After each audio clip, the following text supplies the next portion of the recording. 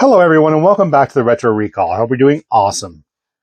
Today we have another ThinkPad on the bench, the IBM ThinkPad G41 laptop that I paid $20 for. That's right, $20. Did I get ripped off? Is this complete e-waste? Is it junk? Can we even start it up? I have no idea. That's the excitement we're going to bring to you today. So let's get right to it.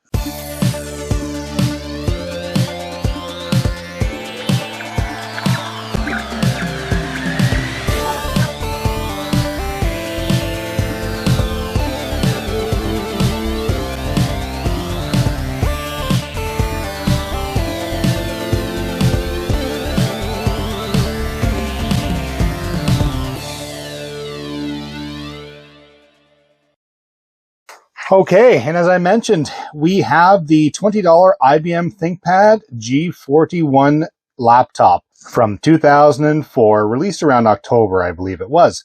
So let's do a general overview of the laptop itself. So we have normally that standard coating on top of IBM ThinkPads. If you know what I mean, it's like a rubberized coating that usually gums all up, starts to fall off and have some troubles while you're using the machine. Usually due to, just your oils from your hands or general wear and tear. This machine does not have that. This machine is more like a plastic coating, which is, quite nice considering some of the machines with that rubberized coating can definitely get, dirty and doesn't look too good out over the years, doesn't hold up well.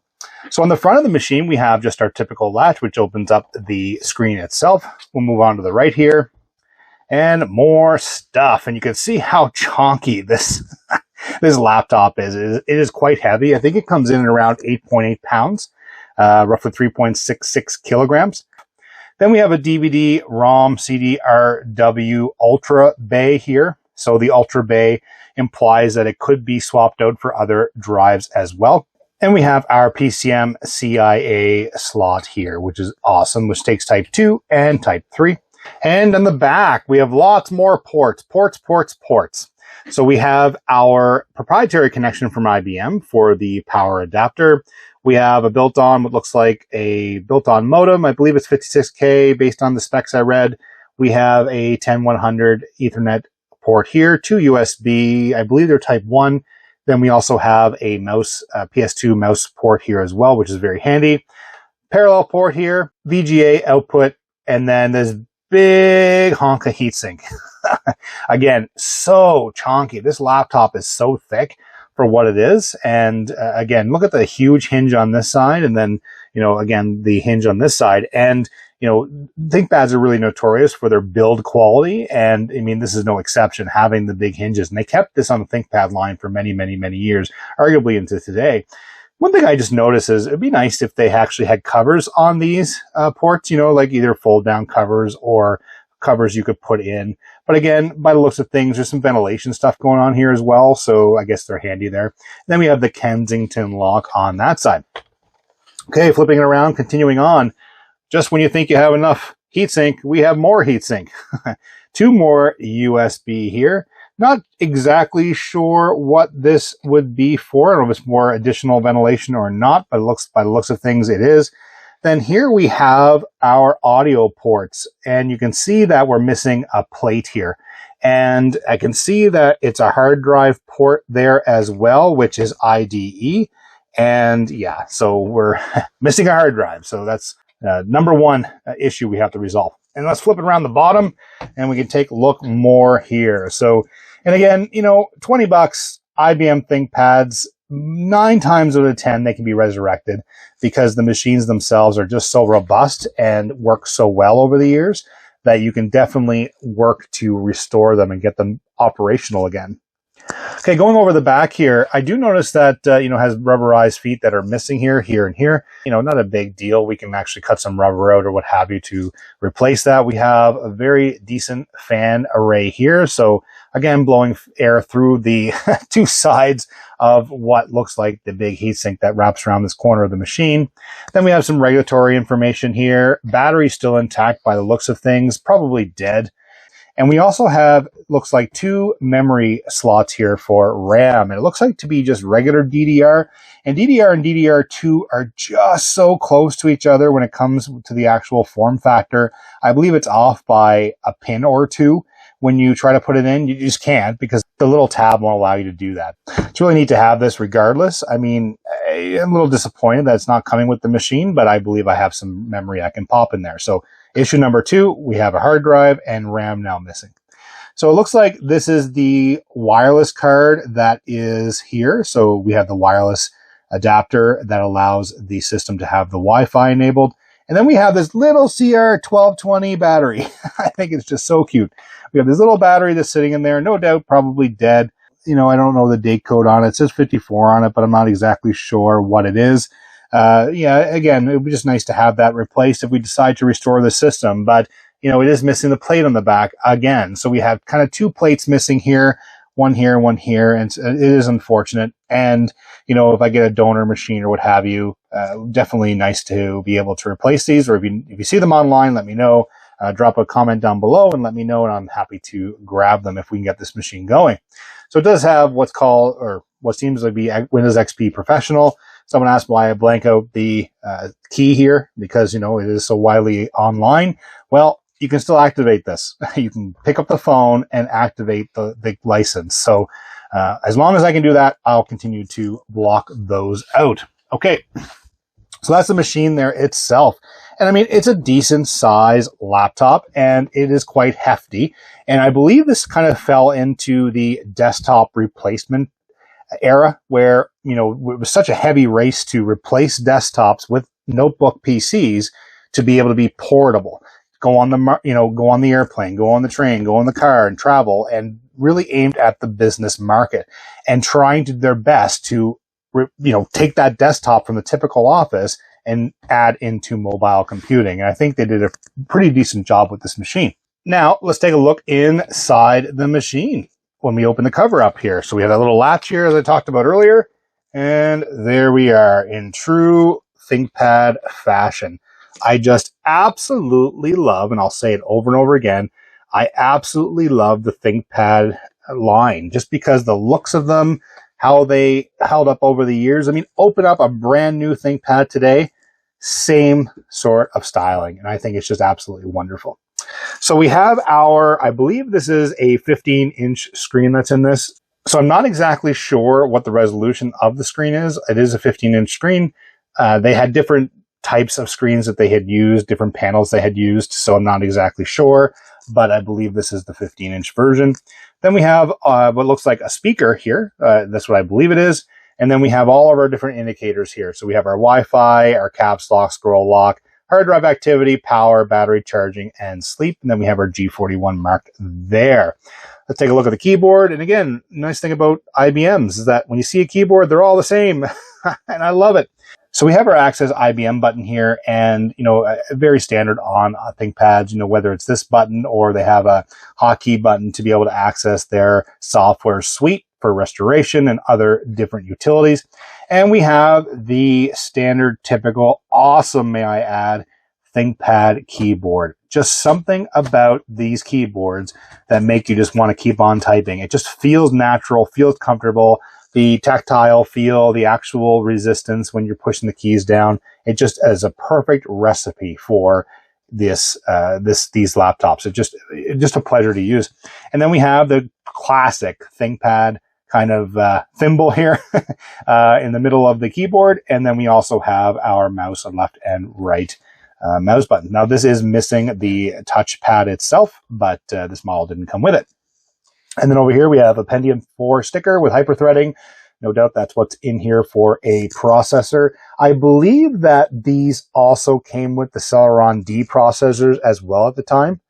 But in this case, it is the Pentium 4 mobile processor. Not exactly what the CPU speed is yet, but we're going to find that out. And then, of course, we have the beautiful classic IBM ThinkPad moniker on the side here.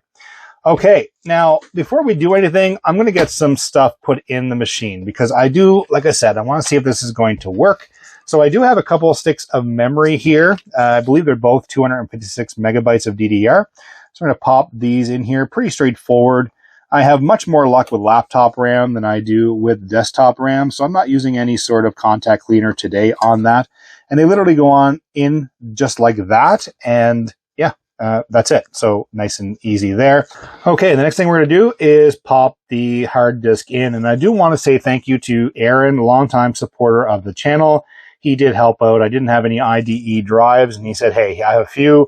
They're coveted, of course, to get them, but he did lend me a few for this project. So thank you so much, Aaron. Thank you for support, and thank you for enabling this video and my bad habits. Okay, so we're going to slide this in, and normally you'd have some sort of like bay here. So it's very simple. You don't want to bend any of the pins. It just slides in there, and I have it in. But you don't want to like, force anything in here. And normally you'd have some sort of cage or some guide to do this. And because it's kind of like metal on metal there, I'm going to slide just a piece of paper in between. And keep in mind, this is literally temporary. I'm not keeping this in here. I'm just doing this just to be absolutely protective, to make sure, because I mean, we have some grounding points here. And not that I think anything's going to happen, but I just want to be absolutely safe and sure that nothing's going to short out by having the hard drive resting right on top of that sound interface, that sound card here. Okay, we have that in there. Then we have our RAM, and we have our hard disk. Next thing is the power supply. Let's get that installed here. Pretty simple. Plug it in, and there's that connection there that I was talking about earlier. Yeah, nice and fancy. Just IBM. Pick one and stick with it, please. Lenovo, whoever you are now. Okay, there we are. Okay, hit the power button here. We have a fan. Good sign so far. IBM ThinkPad. We'll interrupt normal startup for a moment because I want to go into the setup. Let's see if we can get a better view of the screen for everybody. Okay, so we have configuration. So we have our BIOS version. So I'm not sure if there's any BIOS updates online. We have 2005 as the BIOS date of January, and I believe these machines started shipping late 2004, if I understand the release date on these machines. We have the Intel Pentium 4 3.33 gigahertz CPU with 512 megabytes of DDR memory. So it is detecting that, which is great. Looking at the configuration, so in here, again, just love the IBM setup utilities. So we have the Wake on LAN, Flash over LAN. I'm not going to go through all these options, but it does give you a lot of customization through here.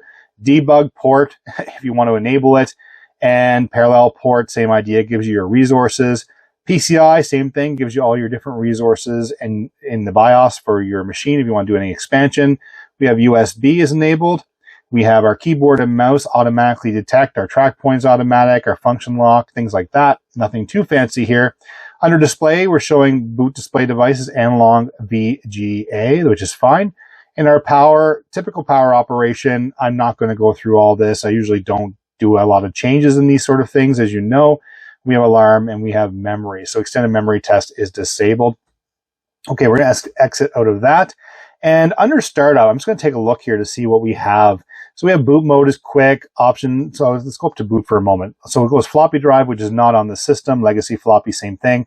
Then it checks the CD-ROM drive, then checks the USB CD, and then checks the Toshiba. It shows here the Toshiba MK60 hard drive. So it is detecting our hard disk, which is critical because I want to get this system up and running.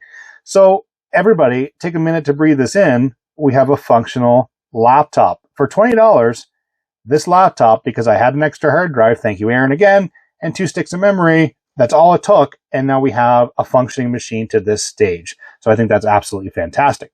So I think what we're going to do is just pop in the Windows XP Professional disk into the drive because, again, that's what was on this machine. That's what I'm going to be using. So pretty fancy. I love the hologram of the Windows XP stuff, or all the Microsoft products that have those holograms. I remember seeing it, I guess, Windows Millennium Edition, I think, had that to begin with.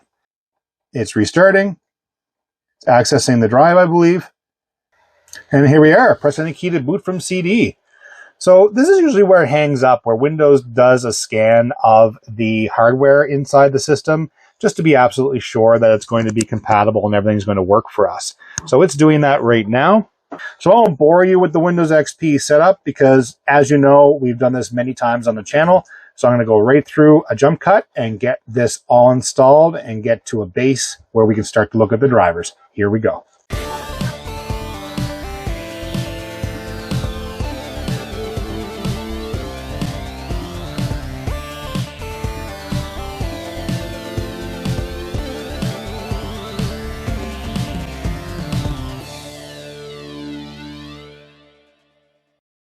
Okay, and we're back with the majority of the installation complete, and I just love this setup screen. Welcome to Microsoft Windows. Thank you for purchasing Microsoft Windows XP. No problem. We'll hit next on that.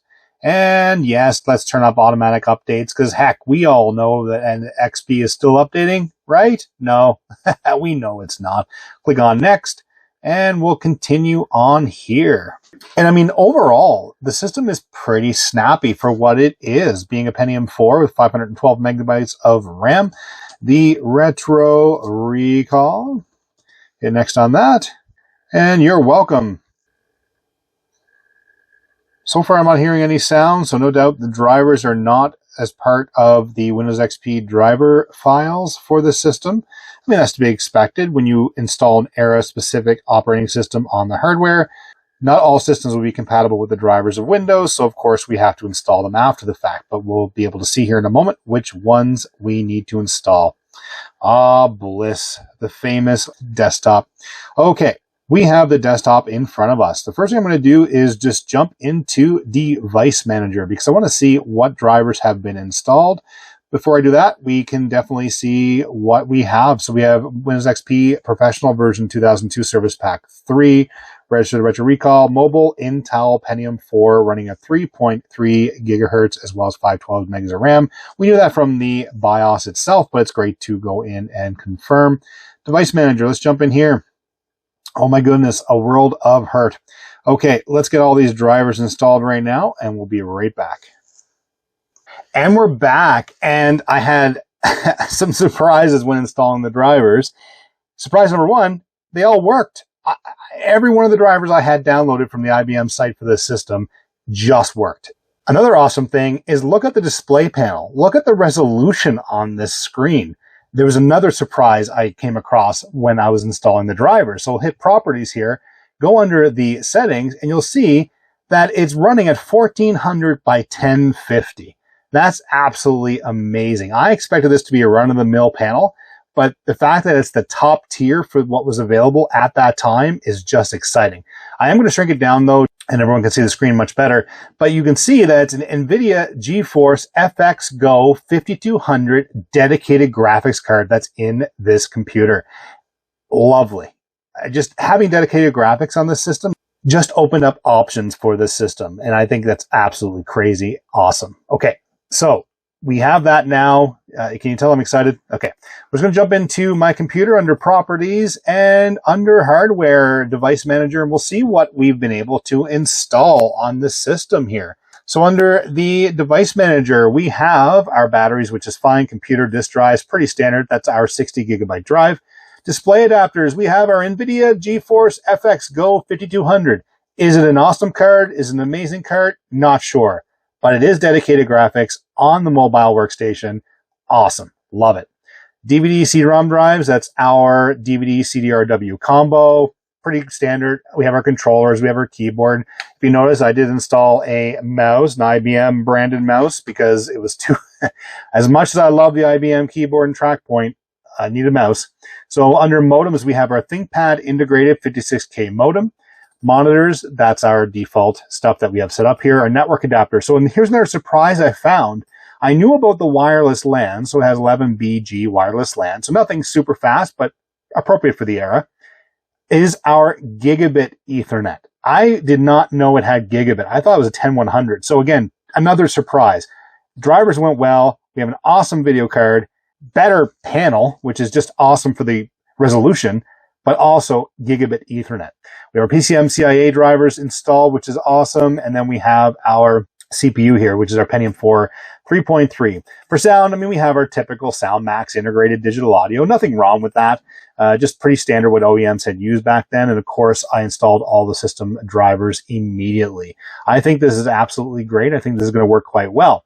Okay, so yeah, again, a surprise. Now, the thing I don't know about this card in general is the memory that's installed. So based on the information that I read, it stated that it can come with 64 or 128 megabytes of dedicated memory. And I'm not sure if it gives me any options here to be able to see what comes with it in terms of the memory.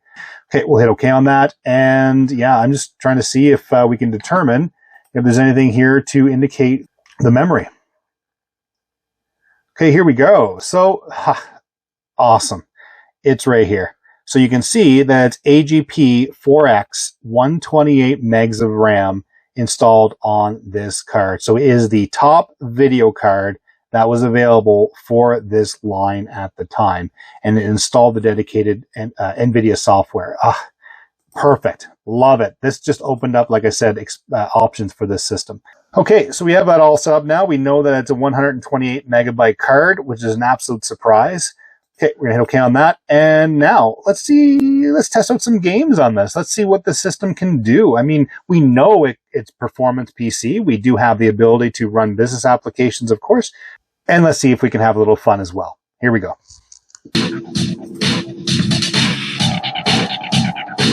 Play.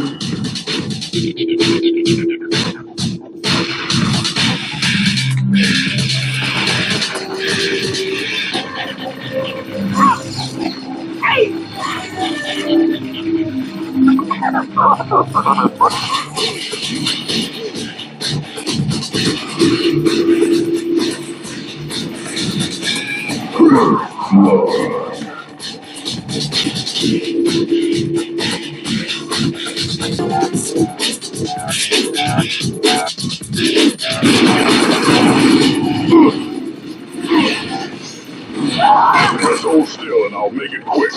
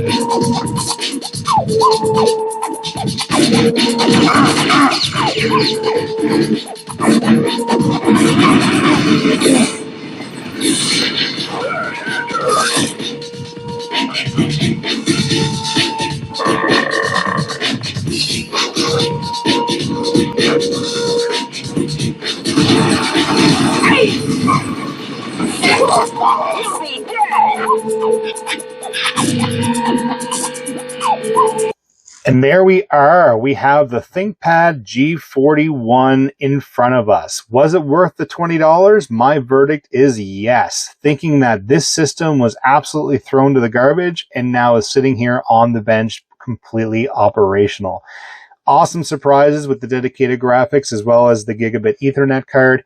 Lots of potential in this system. Can do quite a bit with this, in terms of Windows XP era gaming, etc. Thinking about the speaker itself, not very good, but think about what the ThinkPads were. They were business-oriented systems, but they were trying to balance the performance of a desktop PC being a mobile workstation and a desktop replacement. So naturally, that dedicated graphics that's in there would have been used for, CAD design at the time or other graphics-intensive type applications. We just happen to hop on the back of that and enjoy for gaming as well. Very happy to have this in the collection. Very happy to have this ThinkPad working and operational again and giving it new life. These things are tanks. So excited to have this and definitely going to be doing a lot more with this. That said, if you liked today's video, please give it a thumbs up. If you haven't already, hit that subscribe button. It makes all the difference for the channel, helps the channel grow. Hit the notification button, change it to all. You'll be notified of new content such as this. Leave a comment down below. Did you own a ThinkPad? Did you own a ThinkPad G41? What do you think about the GeForce video card that's dedicated in this system? What other XP era games should we try on this system? I'm absolutely excited to have this. Love the comments, love the interaction on the channel. I respond to every one of them. Always making new content. Thank you so much for watching. Thank you so much for your support. We'll see you in the next video. Bye-bye.